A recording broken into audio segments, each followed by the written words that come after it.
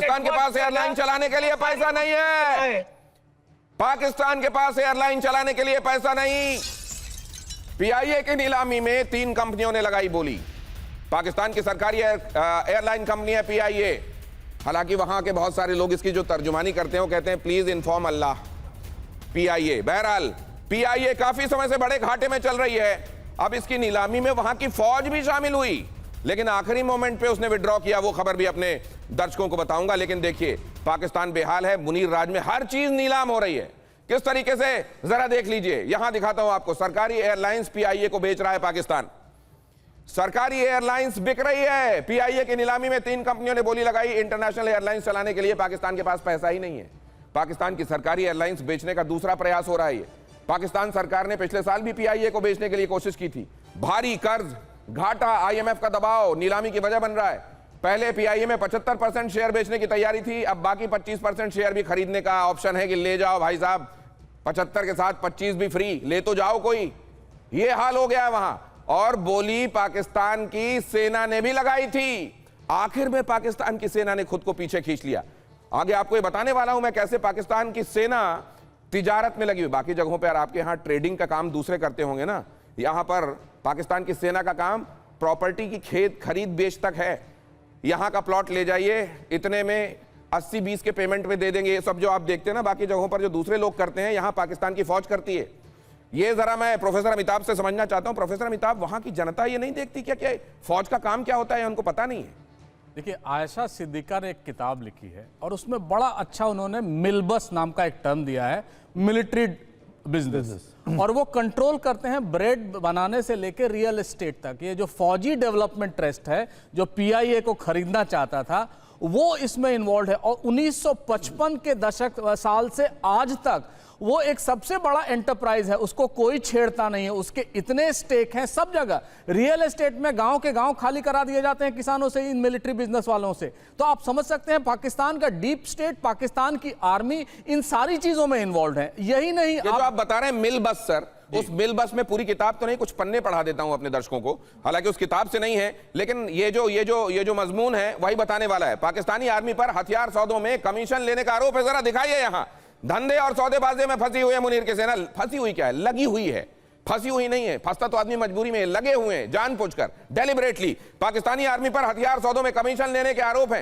हैदर हयात खान इससे भी मुकर जाएंगे। आगे मैं दिखाऊंगा ये जादू कैसे होता है, तथ्यों से मुकरा कैसे होता जाता है। लेकिन पहले आप देख लीजिए। डीएचए जैसे रियल एस्टेट प्रोजेक्ट्स में सेना की गहरी पकड़। जमीन और हाउसिंग स्कीमों में बड़े स्तर पर भ्रष्टाचार का दावा।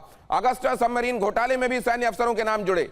बहरिया फाउंडेशन जैसे प्रोजेक्ट्स में भी अनियमितताओं के आरोप लगे। पाकिस्तान सेना पर हर सरकारी कॉन्ट्रैक्ट में कमीशन खोरी का आरोप। मुनीर की सेना गहरे कमीशन सिस्टम में फंसी हुई है। असल में वहां आर्मी में जितना भ्रष्टाचार है उतना कहीं नहीं, और इसीलिए वहां के आर्मी वालों को आप धनाढ़ देखते हैं और जनता के हाथ में कटोरा। हयात खान, ये भी गलत है।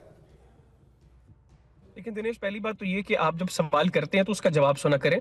मैं पहले भी बात कर रहा था, करता हूं, आप जवाब कुछ देते हैं। आप अखबार भी नहीं पढ़ते हैं कि जब आपको प्रोग्राम का उसूल पता होना चाहिए। अगर कोई बंदा जो है वो किसी के ऊपर कोई अटैक करता है, उसका जवाब देना जरूरी है। आपके जनरल कुलकर्णी, सर, उन्होंने जो बातें कही थी अटैक नहीं किया था सर। सर सुनिए ना, मेरी बात सुनिए ना, आप मेरी बात सुनिए, पहले मेरी बात सुनिए। आप उसूलों की बात कर रहे हैं ना, प्रोग्राम में उसूलों की, तो जरा उसूल के हिसाब से आप मेरी बात सुनिए। उन्होंने अटैक नहीं किया, उन्होंने तथ्य रखे हैं। अब तथ्य रखना आपको अटैक लगता है। आपको टर्की के ड्रोन चलाने नहीं आए, अर्दोगन कह रहे हैं वो अपने घर से पका के नहीं लाए हैं। अल्लाह की मदद मिली, मुनीर कह रहे हैं वो अपने घर से नहीं लाए हैं। क्या बात करते हैं? मैंने पूछा फौज में भ्रष्टाचार है कि नहीं, वो किसी और मुद्दे पे चले गए। क्यों चले गए मेरे दर्शकों को पता है। आगे आप शांत हो जाइए, पानी पीजिए।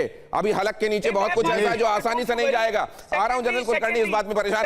पाकिस्तान के आर्मी चीफ मुनीर ने अफगानिस्तान को दी धमकी। जरा वो अफगानिस्तान पाकिस्तान के मुद्दे पर बात करना चाहते थे ना, वो भी उनकी मुराद पूरी करता हूं।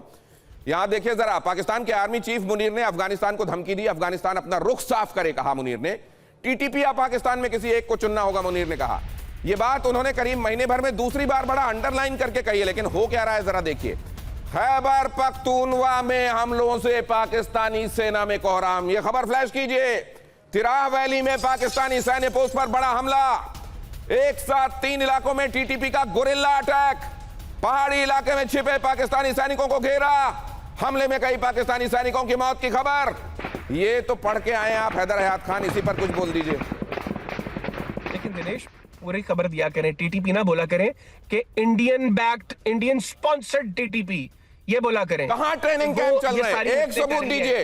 इंडियन ट्रेंड, इंडियन स्पॉन्सर्ड, कहां पर ट्रेनिंग चल रही है? एक बताइए हिंदुस्तान में जहां चल रही है। हम आपको बताते हैं पीओके में आप कहां ट्रेनिंग कैंप चलाते हैं।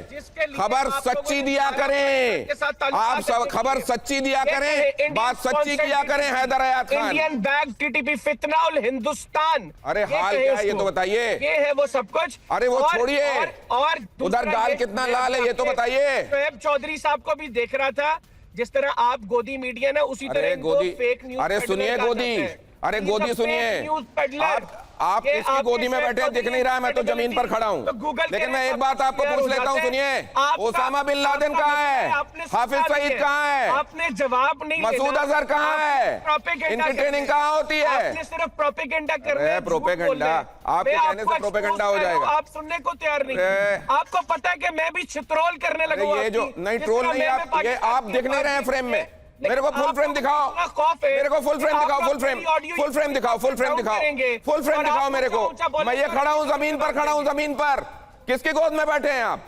मुनीर की गोद में। आगे देखिए जरा, ऑपरेशन सिंदूर में, ऑपरेशन सिंदूर में कितनी मार खाई है इन्होंने, और उसमें जो हथियार इनके कबाड़ हो गए, वो कबाड़ अब लीबिया को बेचा जा रहा है। गजब है भाई साहब। लेकिन इनका भी कहीं ना कहीं खरीदार ये ढूंढ लेते हैं, कबाड़ियों का भी जुगाड़ है इनके पास।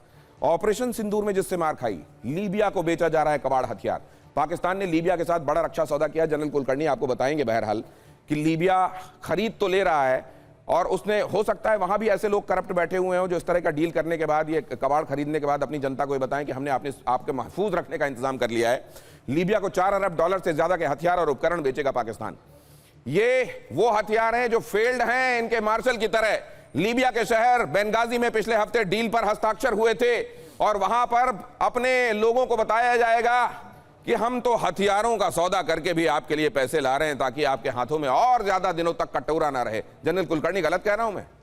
दिनेश जी, लीबिया के ऊपर सैंक्शंस हैं, लीबिया हथियार खरीद नहीं सकता है, नंबर 1। नंबर 2, जैसे प्रोफेसर साहब बता रहे थे, $20 अरब सालाना बिजनेस करती है पाकिस्तान की फौज। मैं नहीं कह रहा, मैं जो भी कुछ कह रहा हूं, मैं जो किताबों में पढ़ता हूं, और उन्हीं के ऑथर्स हैं, मैं अपने इंडियन ऑथर्स नहीं है, पाकिस्तानी ऑथर्स हैं, जो ये बार बार कहते हैं कि $20 अरब, सबसे आलू से लेकर, चीनी से लेकर के, मॉल से लेकर के, दुनिया भर की चीजें हथियारों। और अब जो लीबिया के साथ $4 अरब का जो सौदा किया है, लीबिया के ऊपर सैंक्शंस हैं। अरे सर, मैं तो ये कहूंगा, मैं तो बाकी ऑथर्स आप अगली बार बताइएगा, मैं हैदर हयात खान को भेज दूंगा, व्हाट्सएप कर दूंगा। ये जो बस मिल आपने बताया सर, यही वाली मिल बस ही पढ़ लीजिएगा, एक किताब पढ़ लीजिएगा, अगली बार पढ़ लिख के आइएगा हैदर साहब, फिर मिलेंगे। कर रहे हैं, मैं नाम ले रहा हूं। अल्लाह हाफिज।